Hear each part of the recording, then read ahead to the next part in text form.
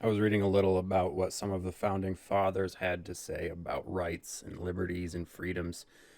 And frankly, I think it's bullshit. Because what they believed was that their Christian God endowed them with rights and liberties that are somehow innate in our human nature. And as a philosopher, this just sounds like one of the greatest delusions of all time, which of course Christianity is known for. All of the greatest delusions of all time are Christian. But that is not to say that humans shouldn't have rights, right? And that the rights that we have here in America aren't rights that we should have. We certainly do need to have those rights, and probably more. But we need to really understand what rights are, really. Rights are things that we aren't naturally endowed with, okay? There's no great creator of being that has bestowed us with certain human rights that say that if a more powerful race comes along, we can't be enslaved, all right? There's no universal law that says that, okay? All that rights are, and freedoms and liberties and all of that, are basically privileges that strong people get to take for themselves, all right? Or large unions of weaker people who have unionized so that they can pool their voting power or, what other kind of power they have so that they become stronger, all right? Rights are things that get taken and asserted.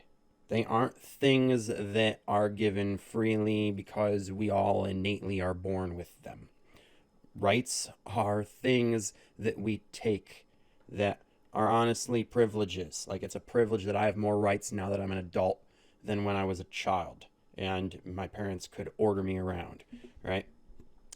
But anyone who ever comes into contact with authority figures knows rights are very relative and subjective, okay? They are not universal truths that everyone has. In fact, they aren't ubiquitous among all peoples of the world in all countries and nations. There is still slavery today in many countries throughout Africa and Asia, all right, where there's a literal people who don't have the same human rights and freedoms and liberties that we actually think of as innate and have come to take for granted here in America because people like us have been asserting our rights for generations now. But unfortunately, there are other people in the world who don't have hardly any rights.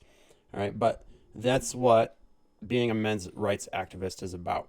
Because we also see here in America that us men don't have certain rights over women that other men in other countries have.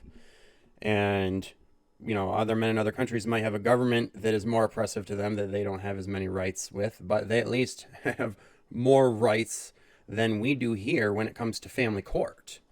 Okay?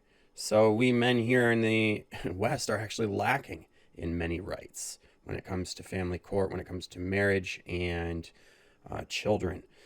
So that is some food for thought. If you want more rights, it's about politics. It's about what you can assert, what you yourself are strong enough as an individual to assert, or what you can do when you campaign and unionize.